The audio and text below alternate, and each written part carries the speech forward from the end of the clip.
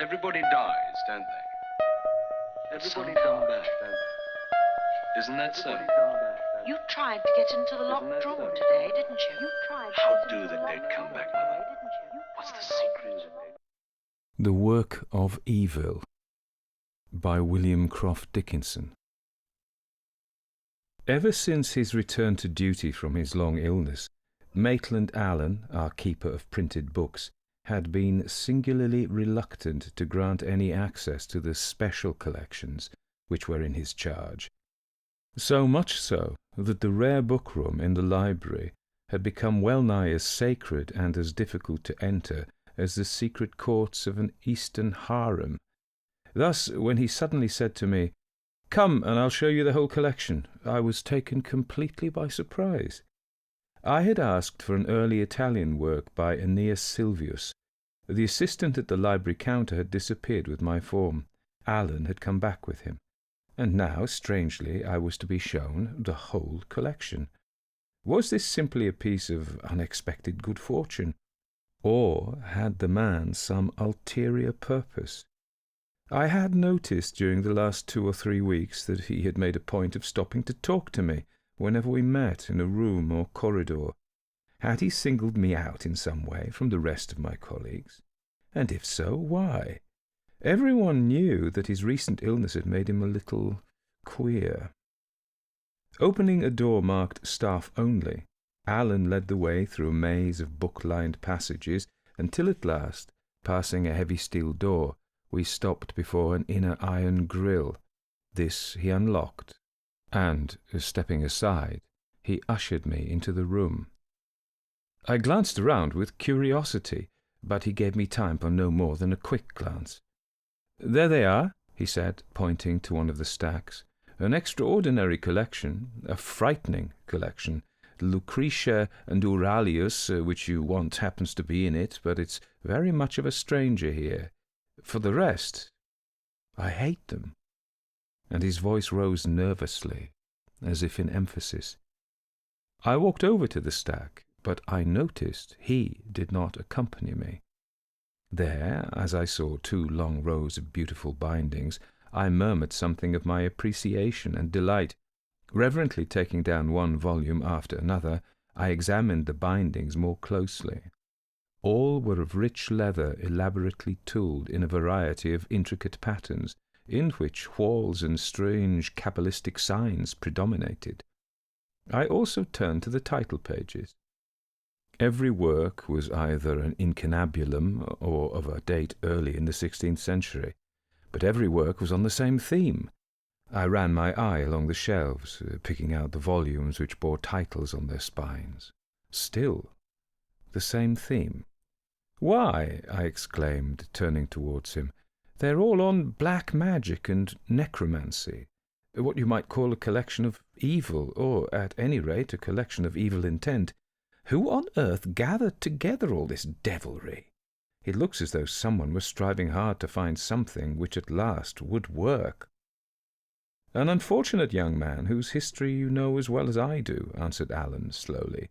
"John, 3rd Earl of Gowrie. You may remember that after studying here he became a law student at Padua, and was there said to have dabbled in magic and witchcraft. Well, here's his library, or part of it, and I wish it had never survived." Again I noticed the nervous pitch in his voice.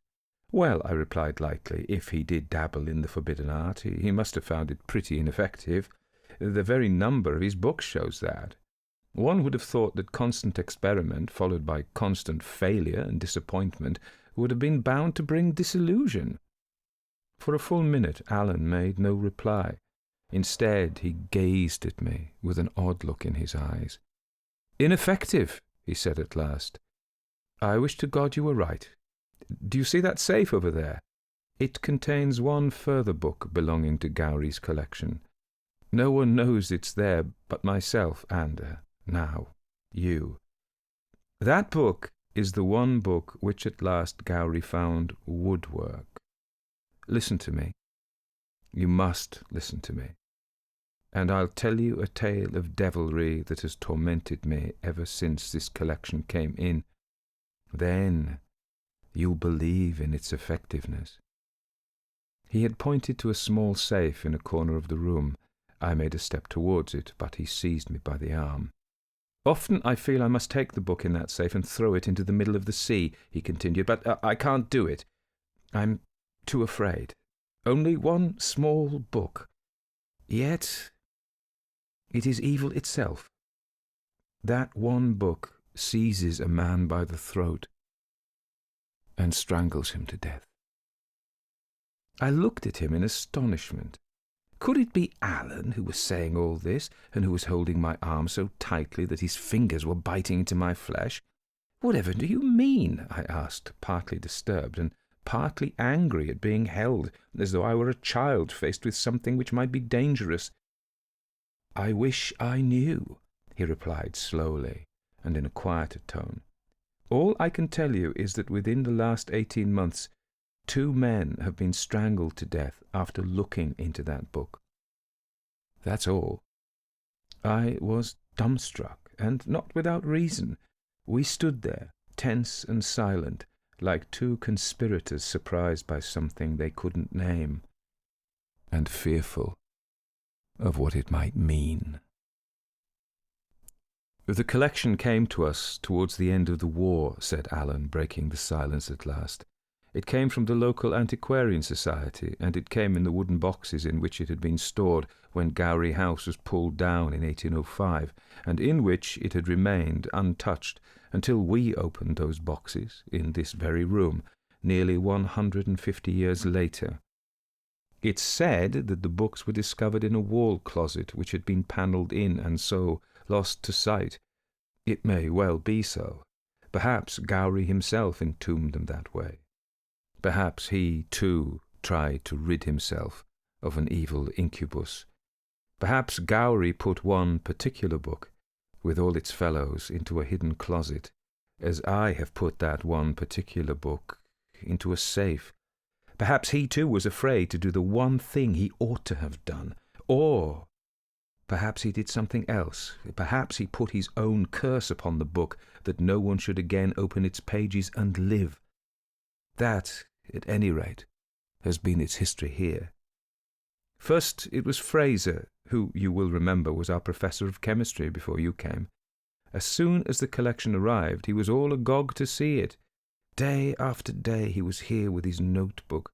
"Working out their formulae," he would say to me. "Damned interesting, some of them." But one day he read too much. I had been in the read room that afternoon, and I didn't come here until nearly closing time. Fraser, as usual, was in his seat by the window, there. But that afternoon he didn't look up with his usual cheery nod. Instead, as he looked up at my entrance, I saw that his face was drawn and white.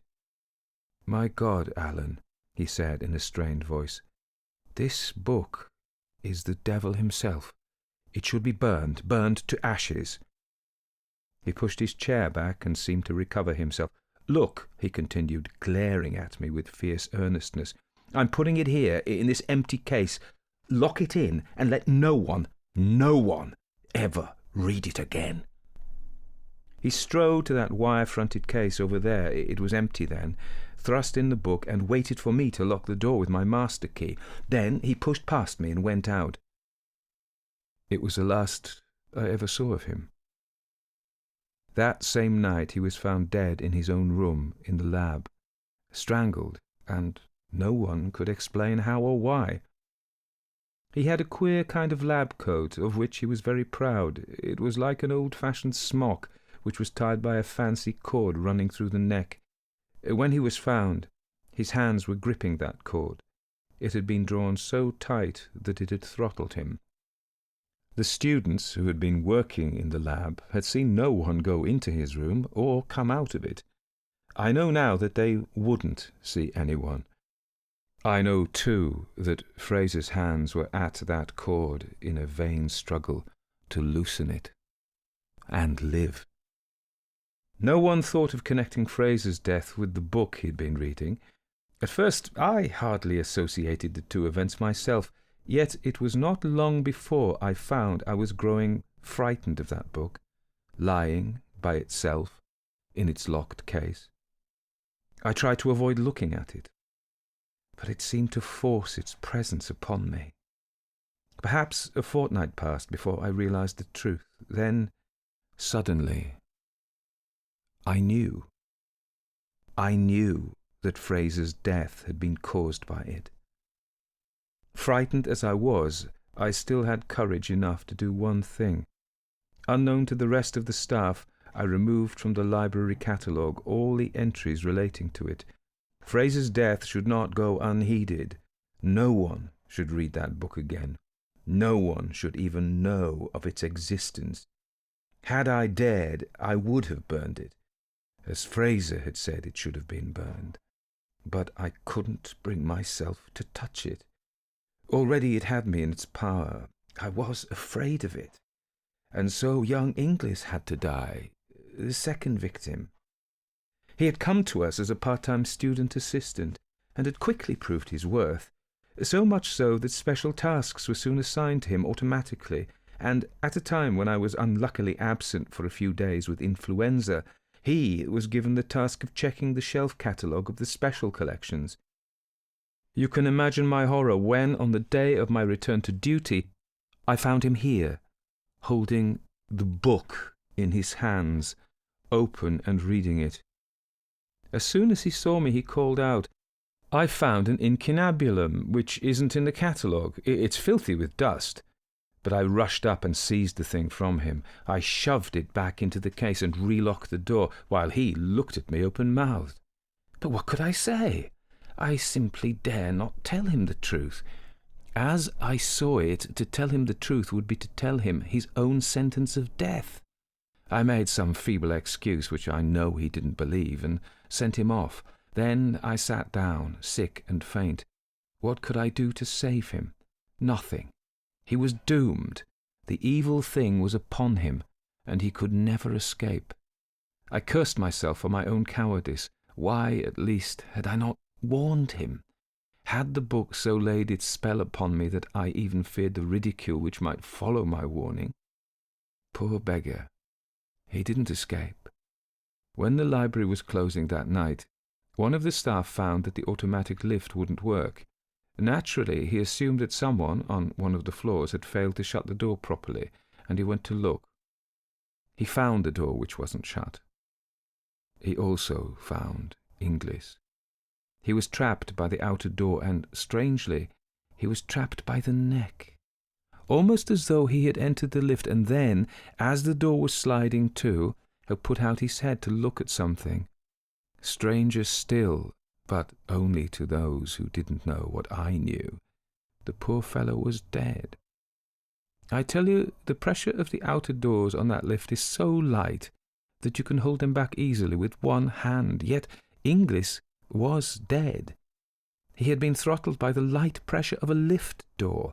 Fraser had been strangled on the day he had opened the book. So had Inglis. Can you wonder that same night I had what was called a nervous breakdown?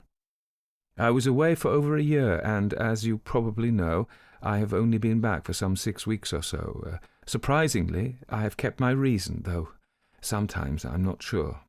Perhaps I am mad, or perhaps I am suffering from some delusion. Yet I was the only person who knew that Inglis had opened the book. I was the only person who knew that Inglis was doomed to die. And he did die, as Fraser had died. God forgive me, I should destroy the thing. But I daren't. I'm too afraid of it. Yet about a fortnight ago, the day I spoke to you in the upper hall, I was brave enough to move it out of the bookcase and to lock it away in that safe.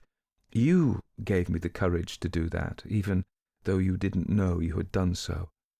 Now I'm afraid again. I feel it is laughing at me behind the steel door and biding its time. You must forgive me, but I had to tell you this. One day I too may be found strangled, and you at least will know the reason why. As you may imagine, I was not particularly pleased at having this extraordinary burden of knowledge so suddenly thrust upon me. Yet, as I crossed the quad back to my own room, my thoughts ran in a different vein. Poor old Allan, I thought. No wonder he had a breakdown. No wonder he's queer. Fancy living with that on your mind all the time.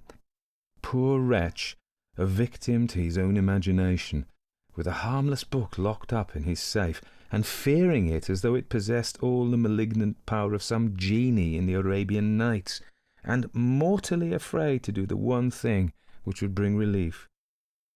But I did Allan an injustice. I had given my lecture the next morning and was talking to a student in my retiring room when Wallace, one of the lecturers in the modern languages department and Allan's next-door neighbour, opened the door and beckoned me outside. "Did you know Maitland Allan was dead?" he asked. "Dead?" I repeated. "Yes, apparently last night he was all worked up about something. Kept walking up and down his study, saying in a loud voice, 'I will do it, I will do it,' and generally worrying his housekeeper out of her wits. Then suddenly, about 9 o'clock, she heard him go into the hall. Peeping round her door, she saw him put on a cap, his scarf, and his overcoat, and literally rush out of the house. By this time, thoroughly alarmed, she came to us. I did my best to calm her down, but she was so upset that in the end I offered to go back with her and wait up with her for Allan's return. He didn't come in until nearly 2 o'clock in the morning. We heard him open the front door, and then, just when he'd shut it again, we heard him give a queer kind of strangled, choking cry. We rushed into the hall and saw him half hanging from the door and half sprawled on the rug in the hall. One end of his scarf had caught in the door as he had shut it, and when he had turned away, it had pulled tight round his neck and had trapped him. We opened the door at once and released him, but when we tried to help him to his feet again, we discovered to our horror that he was dead. I came over to tell you, for I believe he had taken quite a liking to you." But I was no longer listening. My thoughts were rushing madly towards one word which seemed to loom larger and larger, and the one word was strangled. Fraser, Inglis, Allan. Could it all be coincidence? Or could such things indeed be true? Naturally, the Procurator Fiscal conducted an inquiry into Allan's death. A boatman stated that Allan, whom he identified, had knocked him up about midnight and had asked to be rowed a full mile out to sea. At first he had demurred, for Allan had seemed fair demented, but an offer of £5 had seemingly settled the matter. He rowed Allan out to sea, and when he had told him that they were well beyond the full mile for which he had asked, Allan, to his utter surprise, had suddenly plucked a small book from his coat pocket and raised it with both hands above his head, and had hurled it down into the water with all his force. Then, said the boatman, he crouched him down in the boat as though he were afraid someone was going to hit him, and he stayed like that till I tied up again, when he jumped out of the boat and fair ran along the quay as if the devil himself was chasing him. The doctors were puzzled but unanimous. Despite the softness and natural elasticity of the scarf, they had been surprised to find a sharp mark around Allan's neck, but they were convinced he had died of shock. His heart, they said, was in poor condition. Any shock would probably be too much for it. And I alone knew what that shock would be. I alone knew what would flash through the poor wretch's mind when he felt that sudden, unexpected tightening of his scarf around his neck. So much I had written yesterday when my mind was free, but how different it is today. Today, all Allan's fear and dread are now my own. Today, at the close of the library committee, our librarian spoke casually as if of a matter of little importance. He had looked over the rare book-room, he said, after Allan's death, and there he had found inside the safe a book that belonged to the Gowrie collection, but which, to his surprise, had no entry in the catalogue. Dazed and bewildered, I found my way back to my room, and, as I write this down, I am a prey to every wild imagining. Can it be that Allan, deranged and overwrought on that last fearful night, cast the wrong book away? How could he? It was the only book within the safe. Yet reason recoils from that other thought. that a book can return from the depths of the sea. Reason. How long can reason prevail against this fearful question that is now pulsing through my mind? Already our librarian has handled the book and opened it.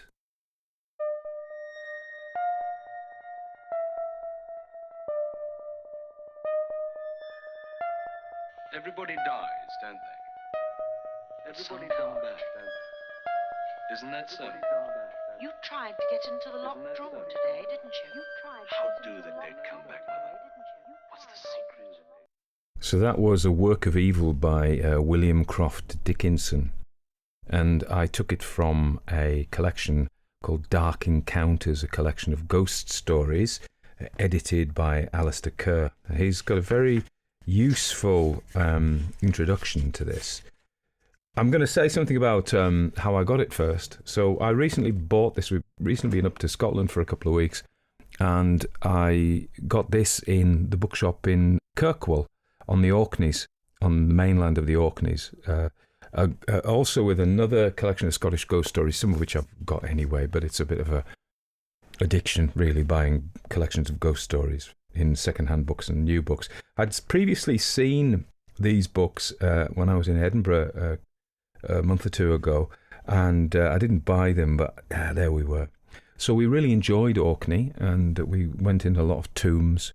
As you can imagine, I would, crawling into my favourite one was Queen Hill, Chambered Cairn, which had no kind of Scottish heritage guards at it, so you were kind of able to do a bit more what you wanted. So you had to crawl. There's a passage, and you think this is like 5,000 years old, and it's immensely well made, and it's still flagged and everything. You would think it was perhaps made 4 years ago. I'm going to tell you something. I don't want you to tell Scottish Heritage, okay? So we went in, and I went in on my hands and knees, and then in the middle you could stand up, and then there's little side chambers where they put the dead, these Stone Age people. And also found with them were something like 24 skulls of dogs. So the board outside, so I've got to say something in favour of Scottish Heritage. I would say mostly things in favour of them, really. But we had a bit of an officious guard at Skara Brae. That's the only reason I'm saying this. But in general, they look after their stuff. It was really fantastic. It was well interpreted. We went on the Maze How tour as well. That was great. Of course, the rings of Brodgar and Stenness stones. There's tons of stuff on Orkney. It's a fantastic place. Sheila said to me, I think we've left a bit of our heart in Orkney, and I think that's true. So anyway, so queuing, going back to the Tomb of the Dog People, which I know you're particularly interested in. And this is the bit I don't want you to tell Scottish Heritage. We had our dogs with us, and I said, do you think the dog people, because probably they love dogs, it was their totem animal, would like the dogs? So me and the dogs went back in the dark, and they were sniffed. They had a good old sniff around. And I just, you imagine things, or do you? But I had this feeling that they were really pleased to see the dogs there. It didn't do any harm, and we left. So, and then there was a tomb which is closed at the moment on South Ronaldsay. We stayed in St Margaret's Hope, which is a beautiful little village, and it's around its own harbour. It's really gorgeous. And there is a tomb of the Sea Eagles on the south coast of South Ronaldsay, which was closed, but the people there had been buried with the talons of sea eagles. Probably that was their totem animal. So that was very interesting, and nothing to do with this other than I got this book on a trip to the Orkneys. Let me say something about him. So William Croft Dickinson, who Alistair Kerr says, for serious students and aficionados of Scottish history, William Croft Dickinson needs no introduction. He was born in 1897 and died in 1963. He was arguably the most distinguished 20th century history of Scotland. As John Imrie recalled in his 1966 memoir, Dickinson was the author, co-author or editor of many books on Scottish history, including A New History of Scotland. He edited for publication a large number of primary sources, etc., etc. But he also wrote ghost stories. He was Scottish Records Advisory Council, trustee of the National Library of Scotland, a member of the former Royal Commission on the Ancient and Historical Monuments of Scotland, so he maybe wouldn't have been that impressed by me letting the dogs go in the tomb. He was a first-rate university administrator, brilliant academic, accomplished lecturer and raconteur, also a man of action. He had his MA degree course in 1915, but he didn't graduate with a first in history and a medal in modern history until 1921. The First World War interrupted his studies at St Andrews. In 1916, he volunteered for service with the Royal Highland Regiment, usually known as the Black Watch. He was later commissioned in the Machine Gun Corps, and he won the Military Cross for conspicuous gallantry and devotion to duty in an action near Wipers, as they used to call it, Ypres, in 1917. Dickinson remained something of the old soldier thereafter, and he attributed his formidable organisational and administrative skills to his army training. Most of his students found him a sympathetic and even inspirational teacher, and he was especially friendly to former servicemen, many of whom he taught after the Second World War. The introduction does not avoid scandal because, apart from he played golf and everything like that, it says his English nonconformist upbringing had influenced him to take a perceptibly Protestant partisan approach to some historical topics, including the Scottish Reformation. He had adapted happily to the Church of Scotland, became extremely knowledgeable about Scottish church history, editing John Knox's History of the Reformation in Scotland, but he lectured pungently and with verve, but reportedly there was once a walkout by Roman Catholic students in protest at some of his remarks. I don't know, certainly even where I was brought up just over the border in England, in Cumberland, there was a definite split between Catholics and Protestants. My biological father was Catholic. My mother's family were Methodists. And, certainly even when we were at school, there were separate schools, and there were not punch-ups, but the tension at the bus stop where the Catholic school we were only little. And there were orange marches in Workington when I was growing up, and my friend Vernon, who was Catholic, used to shout at them from on his Saturday job at Marks and Spencer's out the window. So, it was a real thing, and I'm joking there, but it's clearly very, very serious in certain parts of the British Isles and in Scotland and the overspill areas in the north of England as well. Things, we all used to know who was a Catholic and who was a Protestant. You just knew who was, and I don't think I do now. So things have changed. But so it was a big deal. Anyway, let's get back to him. His first ghost story, published in Blackwood's magazine, seems to show empathy with the 17th century Covenanters, who were, I say extreme Protestants. Everybody's extreme or far something, aren't they, these days? But they were just, on the militant edge of Protestantism, and Scottish Episcopalians, who are Anglicans and Catholics, might not necessarily enjoy some of the empathy that Dickinson had with the Covenanters in that first magazine. The thing to say is he was an Englishman without any known Scots ancestry. He was born in Leicester, brought up in Yorkshire, and educated at Mill Hill in London prior to his studies at St Andrews.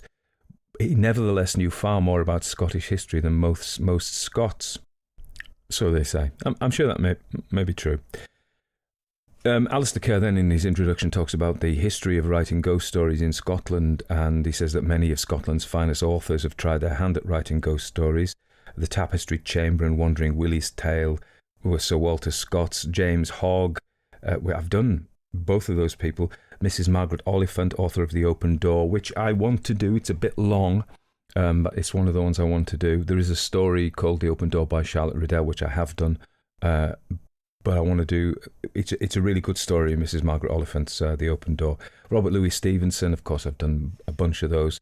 Arthur Conan Doyle, yes, I've done that. He was born in Edinburgh, albeit of Irish descent. John Buchan, I've done a few John Buchans. George Mackay Brown, an Orkney man, although his mother was from Sutherland, I remember reading. and Muriel Spark. Ian Rankin has done the Rebus novels. I'd love to do some of those, but I'd need permissions. So, what stimulated Dickinson to start writing ghost stories, Alistair Kerr asks. His timing may offer a clue. His first one, entitled The Professor's Ghost Story, appeared in Blackwood's magazine in 1947, 3 years after Dickinson had moved to Edinburgh, and it attracted favourable comment. 6 years later, in 1953, it was reissued under a new name as the title story in a collection of 4 ghost stories, The Sweet Singers and 3 Other Remarkable Occurrences, published by Oliver and Boyd and illustrated with atmospheric engravings by Joan Hassel. And it was very well received, so probably that would encourage him to do it.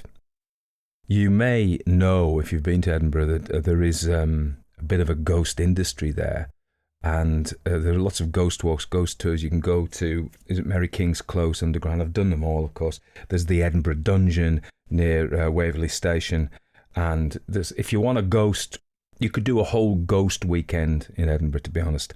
And I've said elsewhere that my dad was brought up near the Greyfriars Kirkyard, and my uncle told me of he saw. My dad had. They told me separate stories. They weren't together when they told me. So my dad had something happen when he had a friend of his from the Royal Navy, a guy from Anglesey, a Welsh guy from Anglesey, was staying over, and something came through the wardrobe. I can't remember the exact details now.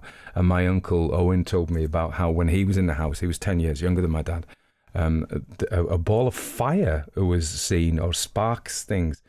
So there you go. So Edinburgh, yes, absolutely, you can do this. Apparently the Dickinsons lived in Fairmile Head, which is way out of Edinburgh, really. It's not. It's on the edge of Edinburgh, isn't it? Where the crematorium is.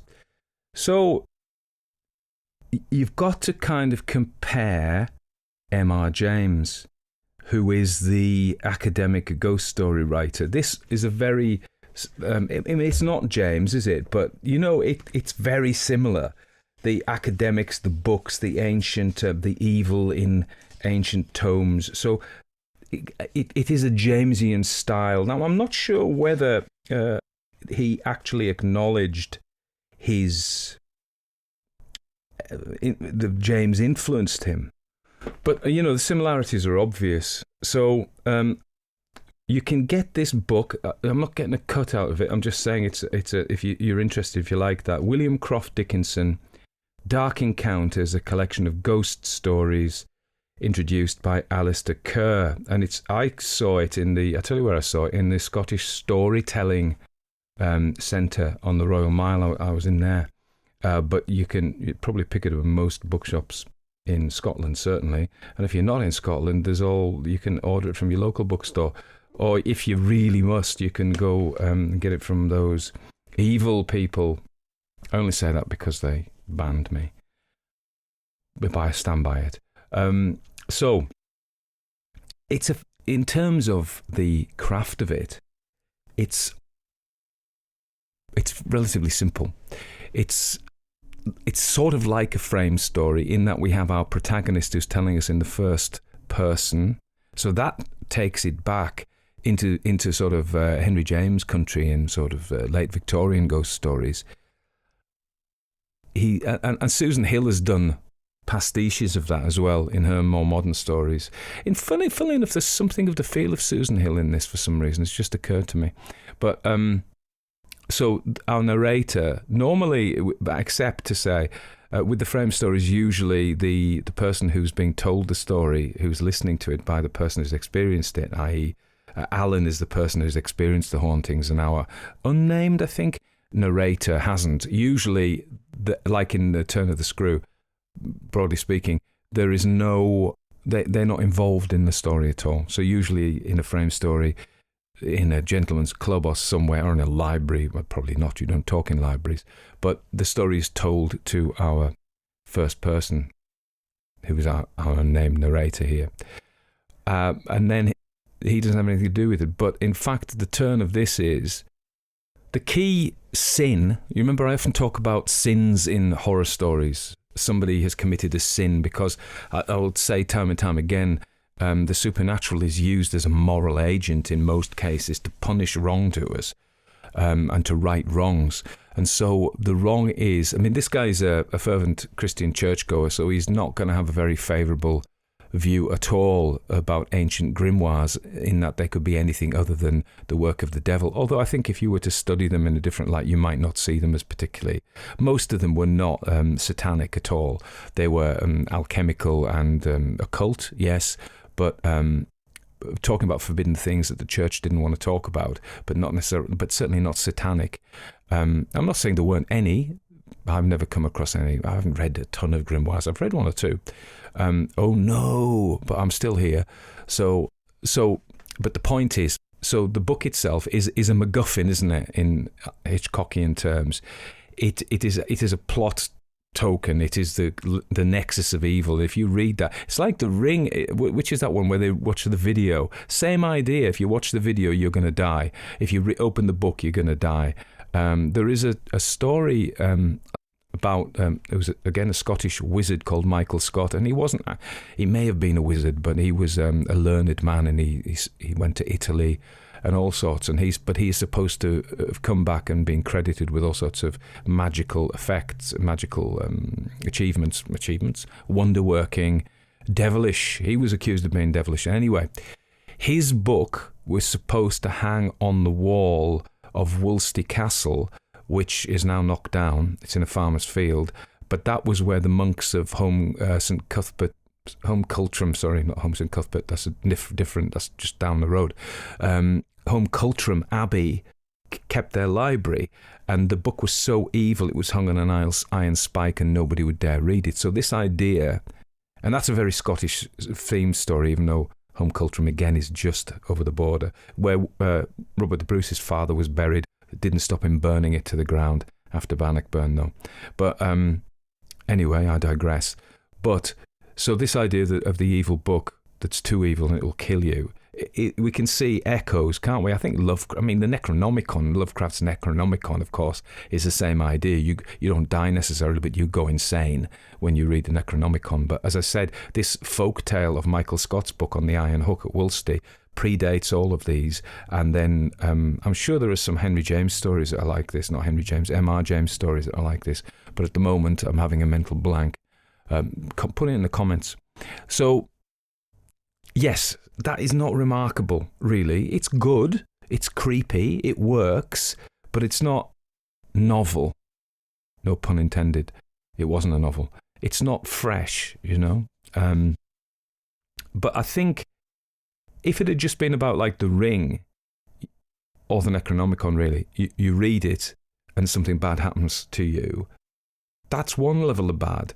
But I do think he adds, William Croft Dickinson adds another level, which is guilt, which is the moral failing not to warn others. So that's Allan's problem there. And so I think the construction of the story is that it's not that reading the book killed him, it's that his guilt killed him. Do you see?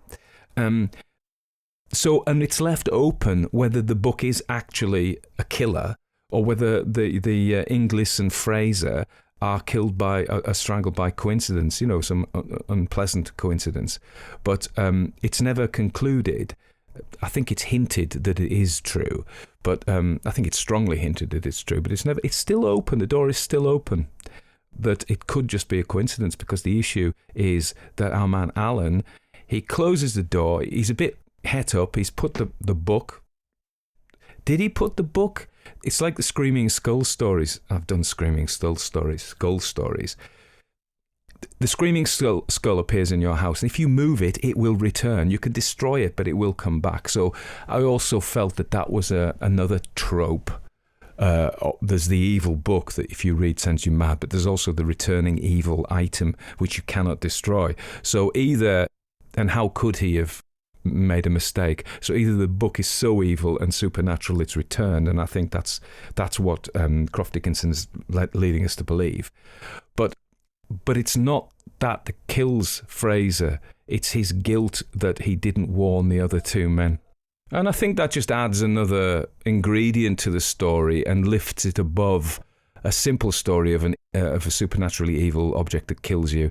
It's the moral issue of and if you fail in your moral duty, that is what will kill you. And I think this ties in. This is a guy who was a devout churchman, you know, and I think that ties in with him, the strong sense of duty. Clearly, this was a guy with a strong sense of duty. You know, he got a medal for gallantry in the First World War. This is a brave man who isn't going to hide. He's going to do what's right, and so he clearly has strong feelings about what's right. And Allan didn't do what was right, and it is that killed him, not the supernatural evil. That's what I think, anyway. So I hope you enjoyed that story, and I will be back soon.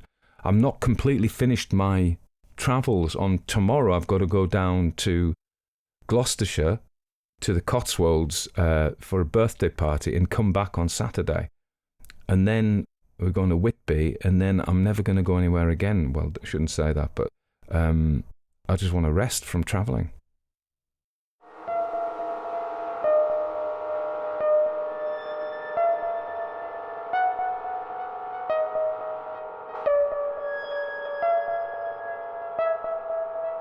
Everybody dies, don't they? Everybody come back, don't they? Isn't that so? Isn't that so?